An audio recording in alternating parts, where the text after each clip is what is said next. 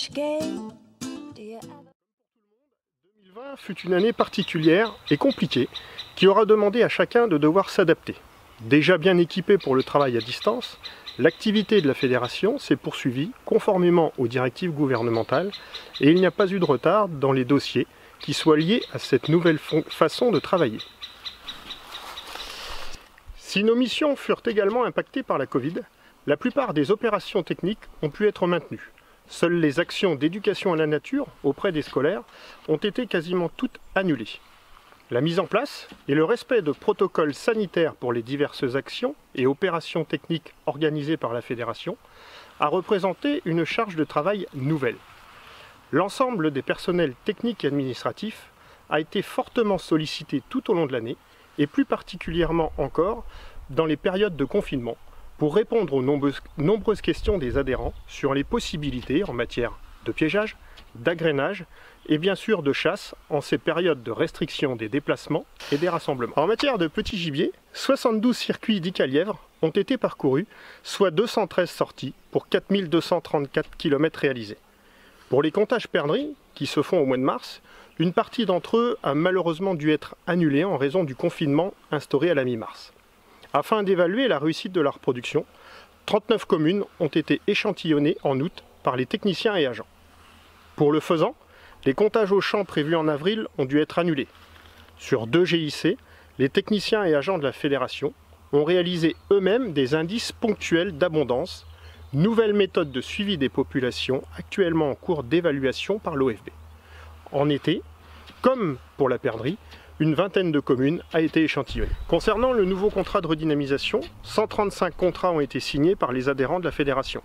Suite à des remontées de terrain, une réflexion a été engagée afin de mieux valoriser les aménagements réalisés. En matière de grand gibier, un gros travail a été réalisé en pleine période de confinement avec le démarrage du 3e plan de chasse triennal. Le plan de chasse est désormais sous la responsabilité du président de la Fédération départementale des chasseurs. Afin d'être équitable dans les attributions de grand gibier, en accord avec les comités locaux de plan de chasse, un découpage des massifs a été effectué et un ratio d'attribution déterminé pour chaque zone. Les réunions prévues avec les membres élus des comités locaux ont été remplacées par des échanges téléphoniques ou des mails afin de présenter les bilans, les cartographies de zonage et pour valider les propositions d'attribution.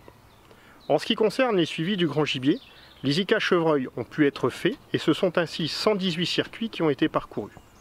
Pour les indices nocturnes cerfs, ce sont 9 circuits qui ont été réalisés sur les massifs 1, 2, 10 et 18. En matière de prévention des dégâts, celle-ci s'est poursuivie ainsi que la mise à disposition de matériel. 427 km de clôture électrique ont été posés par les agriculteurs eux-mêmes, par les équipes de la fédération ou encore dans le cadre de conventions tripartites avec les chasseurs. Les partenariats menés par la fédération avec divers organismes se sont développés. La Fédération des chasseurs du Loiret s'est ainsi vue confier la gestion de ces territoires, étangs et canals, par le Conseil départemental du Loiret.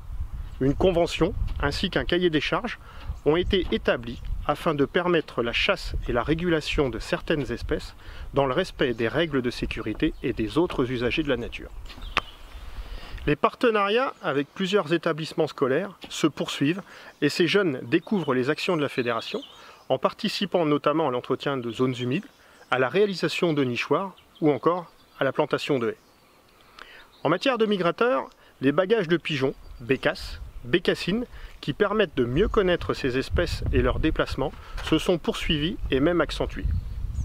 En matière de formation, certaines formations prévues au calendrier ont dû être annulées, mais des formations venaison, piégeage, chasse à l'arc et l'ensemble des formations au permis de chasser ont pu se dérouler, avec pour ce dernier un excellent taux de réussite de 85%. Pour terminer ce rapport d'activité, les agents de développement de la fédération, contraints de limiter les relations avec les adhérents à des échanges téléphoniques lors du premier confinement, ont pu ensuite reprendre leurs contacts de terrain et leur mission de police de la chasse. Ce sont ainsi 986 visites qui ont été effectuées chez les 1096 adhérents en contrat de service.